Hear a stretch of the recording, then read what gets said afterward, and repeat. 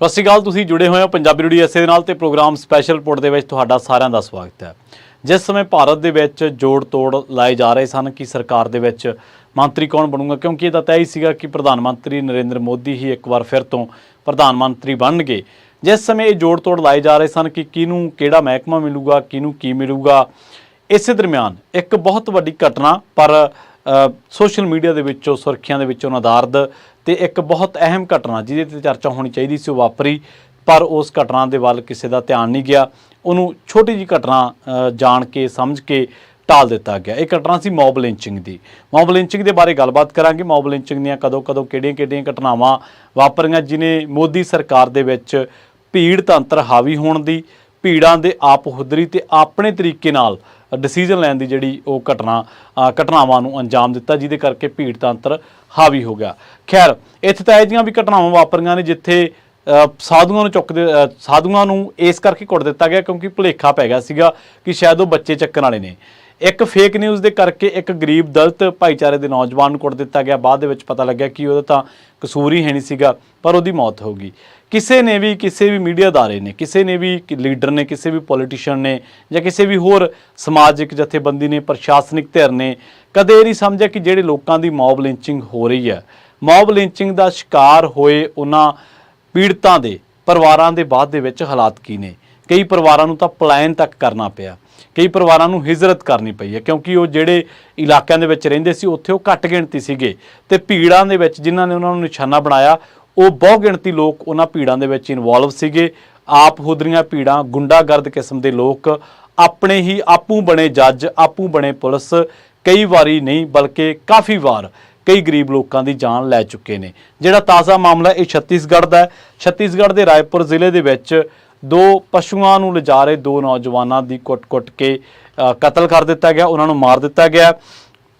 ਪਤਾ ਲੱਗਿਆ ਕਿ ਇਹਨਾਂ ਦਾ ਭੀੜ ਨੇ ਪਿੱਛਾ ਕੀਤਾ ਸੀਗਾ ਤੇ ਉਸ ਤੋਂ ਬਾਅਦ ਇਹਨਾਂ ਦੇ ਜਿਹੜੀਆਂ ਲਾਸ਼ਾਂ ਨੇ ਉਹ ਪੁਲ ਹੈ ਜਿਹੜਾ ਜਿੱਥੋਂ ਇਹ ਲੰਘਦਾ ਸੀਗਾ, ਜਿਹੜੇ ਵਹੀਕਲ ਦੇ ਵਿੱਚ ਕਹਿ ਸਕਦੇ ਆਪਾਂ ਪਸ਼ੂ ਲੱਦੇ ਹੋਏ ਸੀਗੇ, ਉੱਥੋਂ ਪੁਲ ਤੋਂ ਥੱਲੇ ਮਿਲੀਆਂ ਨੇ 30 ਫੁੱਟ ਇਹਨਾਂ ਦੀਆਂ ਲਾਸ਼ਾਂ। ਤੇ ਲਾਸ਼ਾਂ ਵੀ ਇਸ ਤਰੀਕੇ ਦੀਆਂ ਮਿਲੀਆਂ ਕਿ ਉਹਨਾਂ ਨੂੰ ਜਿਵੇਂ ਉੱਤੋਂ ਸੁੱਟਿਆ ਗਿਆ ਹੋਵੇ, ਬੜੇ ਜ਼ਾਲਮਾਨਾ ਤਰੀਕੇ ਦੇ ਨਾਲ ਉੱਤੋਂ ਸੁੱਟਿਆ ਗਿਆ ਤੇ ਡਿੱਗਣ ਕਰਕੇ ਵੀ, ਚਟਾਨਾਂ ਤੇ ਡਿੱਗਣ ਕਰਕੇ ਉਹਨਾਂ ਦੀ ਮੌਤ ਹੋ ਗਈ।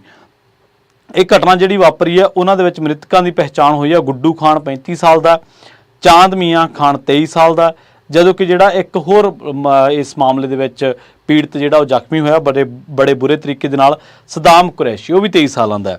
ਕੁਰੈਸ਼ੀ ਤੇ ਜਿਹੜਾ ਚਾਂਦ ਆ, ਜਿਹੜੇ 23 ਸਾਲਾਂ ਦੇ ਦੋਨੇ ਆ, ਸਦਾਮ ਕੁਰੈਸ਼ੀ ਤੇ ਚਾਂਦ ਮੀਆਂ ਖਾਨ, ਇਹ ਚਚੇਰੇ ਭਰਾ ਨੇ ਜਦਕਿ ਉੱਤਰ ਪ੍ਰਦੇਸ਼ ਦੇ ਸਹਾਰਨਪੁਰ ਦੇ ਰਹਿਣ ਵਾਲੇ ਸੀਗੇ, ਜਦਕਿ ਗੁੱਡੂ ਜਿਹੜਾ ਉੱਤਰ ਪ੍ਰਦੇਸ਼ ਦੇ ਸ਼ਾਮਲੀ ਜ਼ਿਲ੍ਹੇ ਦਾ ਰਹਿਣ ਵਾਲਾ ਸੀਗਾ, ਜਿਹੜਾ ਗੁੱਡੂ ਖਾਨ ਦੱਸਿਆ ਗਿਆ, ਜਿਹਦੀ ਉਮਰ 35 ਸਾਲ ਹੈ। ਜਿਹੜਾ ਆਰੰਗ ਪੁਲਿਸ ਇਲਾਕਾ ਪੈਂਦਾ ਉੱਥੇ ਉਹਨਾਂ ਦੇ ਇਲਾਕਿਆਂ ਦੇ ਵਿੱਚ ਇਹ ਘਟਨਾ ਵਾਪਰੀ ਹੈ।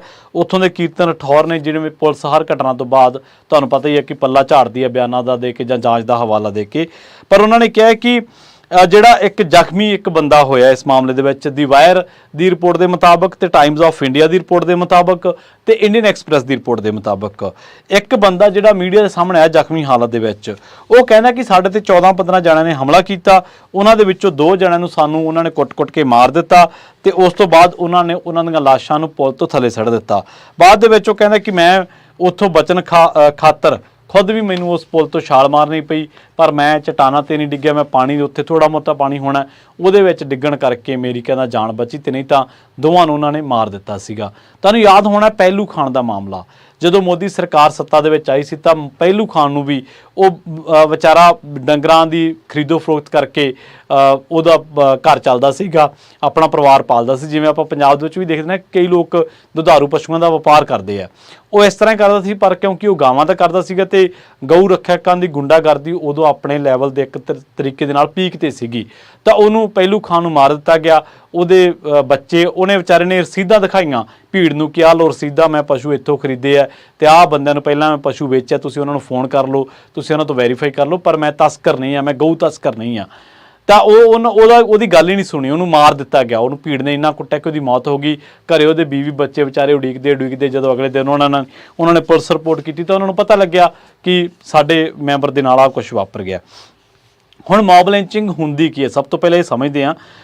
ਪਿਛਲੇ ਕਈ ਸਾਲਾਂ ਦੇ ਵਿੱਚ ਮੌਬ ਲਿੰਚਿੰਗ ਦੀਆਂ ਵੱਡੀਆਂ ਘਟਨਾਵਾਂ ਆਈਆਂ 2015 ਤੋਂ ਬਾਅਦ ਤਾਂ ਜਿਹੜਾ ਨੈਸ਼ਨਲ ਕ੍ਰਾਈਮ ਰਿਕਾਰਡ ਬਿਊਰੋ ਹੈ ਉਹਨੇ ਡਾਟਾ ਹੀ ਨਹੀਂ ਜਾਰੀ ਕੀਤਾ ਕਿ ਮੌਬ ਲਿੰਚਿੰਗ ਕਿਵੇਂ ਆ। ਪਰ ਅੱਜ ਤੱਕ ਤੇ ਇੱਕ ਮੈਂ ਰਿਪੋਰਟ ਪੜ੍ਹੀ ਸੀ ਜਿਹਦੇ ਵਿੱਚ 2000 ਜੇਕਰ ਆਪਾਂ 15 ਤੋਂ ਗੱਲ ਕਰੀਏ 19 ਤੱਕ ਦੀ 4 ਸਾਲਾਂ ਦੇ ਵਿੱਚ ਉਹ ਕਹਿੰਦੇ ਕਿ ਜੁਲਾਈ 26 2018 ਨੂੰ ਇਹ ਰਿਪੋਰਟ ਛਪੀ ਹੈ। ਉਹ ਕਹਿੰਦੇ ਕਿ ਮੌਬ ਲਿੰਚਿੰਗ ਦੇ 4 ਸਾਲਾਂ ਦੇ ਵਿੱਚ 14 ਤੋਂ 18 ਤੱਕ 134 ਮਾਮਲੇ ਸਾਹਮਣੇ ਆਏ ਤੇ ਸ਼ਿਕਾਰ ਲੋਕਾਂ ਦਾ ਵਿੱਚ 50% ਮੁਸਲਮਾਨ ਅਤੇ ਦਲਿਤ ਭਾਈਚਾਰਾ ਵੀ ਇਹ ਤੋਂ ਪ੍ਰਭਾਵਿਤ ਹੋਇਆ। ਖੈਰ ਇਸ ਤੋਂ 2017 ਦੇ ਵਿੱਚ ਪਹਿਲੂ ਕਾਂਡ ਵਾਪਰਿਆ ਸੀਗਾ। ਮੌਬ ਲਿੰਚਿੰਗ ਦਾ ਇਹ ਮੌਬ ਲਿੰਚਿੰਗ ਉਸ ਸੰਦਰਭ ਦੇ ਵਿੱਚ ਵਾਪਰਿਆ ਜਾਂਦਾ ਜਦੋਂ ਕਿ ਬਹੁਤ ਸਾਰੇ ਲੋਕ ਇੱਕੋ ਗਰੁੱਪ ਦੇ ਇੱਕੋ ਸੋਚ ਦੇ ਤੇ ਇੱਕੋ ਤਰੀਕੇ ਦੇ ਨਾਲ ਉਹ ਹਮਲਾ ਕਰਦੇ ਨੇ ਕਿਸੇ ਇੱਕ ਦੋ ਬੰਦਿਆਂ ਉੱਤੇ ਤਾਂ ਉਹਨੂੰ ਕਹਿ ਦਿੰਦੇ ਆ ਮੌਬ ਲਿੰਚਿੰਗ। ਲਿੰਚਿੰਗ ਦੇ ਕਾਰਨ ਕਹਿੰਦੇ ਕਿ ਇਹ ਹੈ ਕਿ ਜਿਹੜਾ ਇਸ ਟਾਈਮ ਭਾਰਤ ਦੇ ਵਿੱਚ ਸਹਿਣਸ਼ੀਲਤਾ ਬਹੁਤ ਜ਼ਿਆਦਾ ਹੈ। 2002 ਦੇ ਵਿੱਚ ਵੀ ਇਹ ਘਟਨਾ ਵਾਪਰੀ ਸੀ ਹਰਿਆਣਾ ਦੇ ਵਿੱਚ 5 ਦਲਿਤ ਭਾਈਚਾਰੇ ਦੇ ਲੋਕਾਂ ਦੀ ਜਿਹੜੀ ਆ ਗਊ ਹੱਤਿਆ ਦੇ ਦੋਸ਼ ਦੇ ਵਿੱਚ ਲਿੰਚਿੰਗ ਕਰ ਦਿੱਤੀ ਗਈ ਸੀ।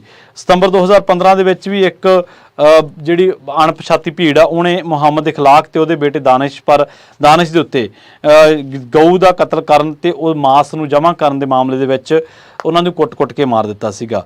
ਸੋ ਇੱਥੋਂ ਪਤਾ ਲੱਗਦਾ ਕਿ ਮੌਬ ਲਿੰਚਿੰਗ ਦੇ ਵਿੱਚ ਜ਼ਿਆਦਾਤਰ ਮਾਮਲਿਆਂ ਦੇ ਵਿੱਚ ਧਰਮ ਤੇ ਜਾਤ ਦਾ ਜਿਹੜਾ ਦ੍ਰਿਸ਼ਟੀਕੋਣ ਆ ਉਹ ਹੁੰਦਾ।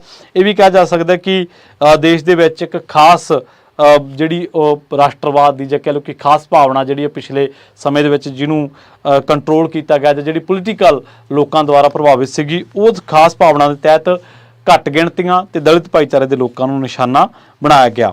ਛੱਤੀਸਗੜ੍ਹ ਦੇ ਵਿੱਚ ਕਹਿੰਦੇ ਕਿ ਜਿਹੜੇ ਆਪਾਂ ਘਟਨਾ ਦਾ ਜ਼ਿਕਰ ਕੀਤਾ ਇਹਦੇ ਵਿੱਚ ਵੀ ਇਹਨਾਂ ਲੋਕਾਂ ਨੇ ਪਹਿਲਾਂ ਉਹਨਾਂ ਨੂੰ ਚੇਜ਼ ਕੀਤਾ, ਉਹਨਾਂ ਦਾ ਪਿੱਛਾ ਕੀਤਾ ਤੇ ਬਾਅਦ ਦੇ ਵਿੱਚ ਉਹਨਾਂ ਨੂੰ ਨਿਸ਼ਾਨਾ ਬਣਾਇਆ। ਖੈਰ 20 ਮਈ 2015 ਦੀ ਗੱਲ ਆ, ਰਾਜਸਥਾਨ ਦੇ ਵਿੱਚ ਮੀਟ ਸ਼ਾਪ ਚਲਾਉਂਦਾ ਸੀ ਇੱਕ 60 ਸਾਲ ਦਾ ਬਜ਼ੁਰਗ। ਉਹਨੂੰ ਭੀੜ ਨੇ ਲੋਹੇ ਦੀ ਰਾੜ ਤੇ ਡੰਡਿਆਂ ਦੇ ਨਾਲ ਹੀ ਮਾਰ ਸੁੱਟਿਆ। 2 ਅਗਸਤ 2015 ਦੀ ਗੱਲ ਆ, ਮਈ ਤੋਂ ਬਾਅਦ ਉੱਤਰ ਪ੍ਰਦੇਸ਼ ਕੁਝ ਗਊ ਰੱਖਿਅਕਾਂ ਨੇ ਮੱਝਾਂ ਨੂੰ ਲਿਜਾ ਰਹੇ 3 ਲੋਕਾਂ ਦਾ ਕੁੱਟ-ਕੁੱਟ ਕੇ ਕਤਲ ਕਰ ਦਿੱਤਾ। ਇਸੇ ਤਰ੍ਹਾਂ ਜੇਕਰ ਹੋਰ ਘਟਨਾਵਾਂ ਦੇ ਉੱਤੇ ਚਰਚਾ ਕਰੀਏ ਤਾਂ ਜੇ ਇਹ ਉਹ ਘਟਨਾਵਾਂ ਨੇ ਜਿਹੜੀਆਂ ਰਿਪੋਰਟ ਹੋਈਆਂ, ਜਿਹੜੀਆਂ ਰਿਪੋਰਟ ਨਹੀਂ ਹੋਈਆਂ ਤਾਂ ਗੱਲ ਵੱਖਰੀ ਹੈ।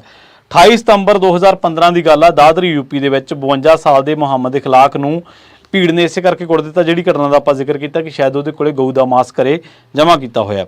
14 ਅਕਤੂਬਰ 2015 ਹਿਮਾਚਲ ਪ੍ਰਦੇਸ਼ ਦੇ ਵਿੱਚ 22 ਸਾਲ ਦੇ ਨੌਜਵਾਨ ਨੂੰ ਗਊ ਰੱਖਿਅਕਾਂ ਨੇ ਗਾਂ ਲਿਜਾਣ ਦੇ ਸ਼ੱਕ ਦੇ ਵਿੱਚ ਕੁੱਟ-ਕੁੱਟ ਕੇ ਉਹਦਾ ਕਤਲ ਕਰ ਦਿੱਤਾ।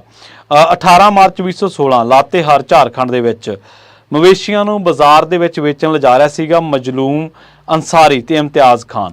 ਉਹਨੂੰ ਭੀੜ ਨੇ ਦਰਖਤ ਦੇ ਨਾਲ ਬੰਨ੍ਹ ਕੇ ਕੁੱਟਿਆ, ਇੰਨਾ ਕੁੱਟਿਆ ਕਿ ਉਹਦੀ ਜਾਨ ਚਲੀ ਗਈ ਉਹਨਾਂ ਦੀ। 5 ਅਪ੍ਰੈਲ 2017 ਅਲਵਰ ਰਾਜਸਥਾਨ ਗਊ ਰੱਖਿਅਕ ਫੌਜ ਨੇ 200 ਲੋਕਾਂ ਦੇ ਦੁੱਧ ਦਾ ਵਪਾਰ ਕਰਨ ਵਾਲੇ ਦੁੱਧ ਵੇਚਣ ਵਾਲੇ ਜਿਹੜੇ ਪਸ਼ੂ ਨੇ ਉਹਨਾਂ ਦਾ ਵਪਾਰ ਕਰਨ ਵਾਲੇ ਪਹਿਲੂ ਖਾਨ ਨੂੰ ਮਾਰ ਸੁੱਟਿਆ।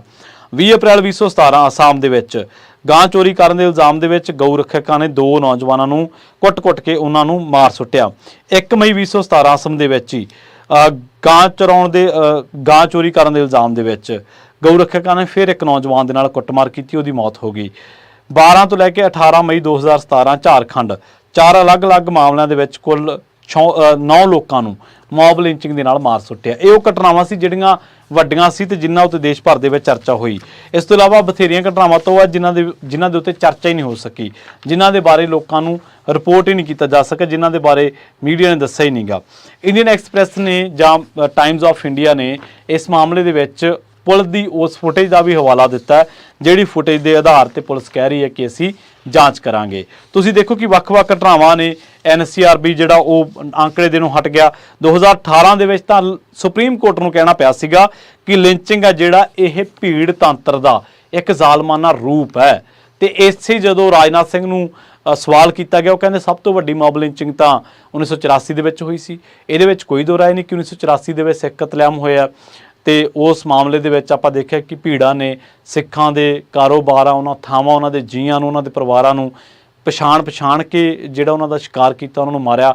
ਔਰ ਪੁਲਿਸ ਮੂਕ ਦਰਸ਼ਕ ਬਣ ਕੇ ਦੇਖਦੀ ਰਹੀ। ਲੋਕਾਂ ਨੂੰ ਇਹ ਸੀਗਾ ਕਿ ਪੁਲਿਸ ਸਾਨੂੰ ਬਚਾਊਗੀ, ਪਰ ਪੁਲਿਸ ਦੀਆਂ ਜੀਪਾਂ ਸਾਹਮਣੇ ਲੋਕਾਂ ਨੂੰ ਜਿਉਂਦੇ ਸਾੜ ਦਿੱਤਾ ਗਿਆ। ਪੁਲਿਸ ਮੂਕ ਦਰਸ਼ਕ ਬਣ ਕੇ ਇਹ ਸਾਰਾ ਤਮਾਸ਼ਬੀਨ ਬਣ ਕੇ ਵੇਖਦੀ ਰਹੀ। ਉਹਨੇ ਇੱਕ ਆਪਦਾ ਫਰਜ਼ ਨਿਭਾਉਣ ਦੀ ਬਜਾਏ ਉਹਨੇ ਸੱਤਾ ਚੁਣੀ। ਉਹਨੇ ਆਖਿਆ ਕਿ ਅਸੀਂ ਇਹਨਾਂ ਵਾਲੇ ਪਾਸੇ ਭੁਗਤਣਾ। ਸੋ ਇਦੋਂ ਵੱਡੀ ਗੈਰ ਜ਼ਿੰਮੇਦਾਰਾਨਾ ਤੇ ਇਦੋਂ ਵੱਡੀ ਗੈਰ ਇਖਲਾਕੀ ਤੇ ਗੈਰ ਅਨੈਤਿਕ ਗੱਲ ਕੀ ਹੋ ਸਕਦੀ ਹੈ ਕਿ ਤੁਸੀਂ ਵਰਦੀ 'ਚ ਹੋਵੋ ਤੇ ਤੁਹਾਡੇ ਸਾਹਮਣੇ ਕੋਈ ਬੰਦਾ ਮਾਰ ਦਿੱਤਾ ਜਾਵੇ। ਇੱਥੇ ਤੁਹਾਨੂੰ ਇਹ ਵੀ ਦੱਸ ਦਿੰਦਾ ਗਊ ਰੱਖਿਆ ਕਾਨੇ ਜਾਂ ਭੀੜ ਤੰਤਰ ਨੇ ਇੱਕ ਇੰਸਪੈਕਟਰ ਸੁਬੋਧ ਖਾਨ ਨੂੰ ਵੀ ਮਾਰ ਸੁੱਟਿਆ ਸੀਗਾ। ਇੰਸਪੈਕਟਰ ਸੁਬੋਧ, ਮਾਫ ਕਰਨਾ, ਸੁਬੋਧ ਖਾਨ ਨਹੀਂ ਉਹਦਾ ਨਾਮ ਸੀਗਾ, ਇੰਸਪੈਕਟਰ ਸੁਬੋਧ ਸੀਗਾ। ਉਹ ਬਚਾਉਣਾ ਚਾਹੁੰਦਾ ਸੀਗਾ ਭੀੜ ਦੇ ਵਿੱਚੋਂ, ਪਰ ਉਹਨੂੰ ਮਾਰ ਸੁੱਟਿਆ ਕਿਉਂਕਿ ਭੀੜ ਉਹਦੇ ਤੇ ਹਾਵੀ ਹੋ ਗਈ। ਦੋ ਘਟਨਾਵਾਂ ਅਜਿਹੀਆਂ ਨੇ ਜਿੱਥੇ ਤੁਹਾਨੂੰ ਯਾਦ ਆਊਗਾ, ਇੱਕ ਉਹ ਪੁਲਿਸ ਨੌਜਵਾਨ ਜਿਹੜਾ ਕਿ ਇੱਕ ਧਾਰਮਿਕ ਥਾਂ ਦੇ ਉੱਤੇ ਇੱਕ ਬਹੁ ਗਿਣਤੀ ਦੀ ਕੁੜੀ ਜਦੋਂ ਇੱਕ ਘੱਟ ਗਿਣਤੀ ਦੇ ਮੁੰਡੇ ਨਾਲ ਵਿਆਹ ਕਰਨ ਜਾ ਰਹੀ ਸੀ ਤਾਂ ਉਸ ਨੌਜਵਾਨ ਨੇ, ਸਿੱਖ ਨੌਜਵਾਨ ਸੀਗਾ, ਉਹਨੇ ਉਸ ਨੌਜਵਾਨ ਨੂੰ ਬਚਾ ਲਿਆ ਸੀਗਾ। ਸੋਸ਼ਲ ਮੀਡੀਆ ਤੇ ਉਹਦੀਆਂ ਤਸਵੀਰਾਂ ਬਹੁਤ ਜ਼ਿਆਦਾ ਵਾਇਰਲ ਹੋਈਆਂ ਸੀਗੀਆਂ।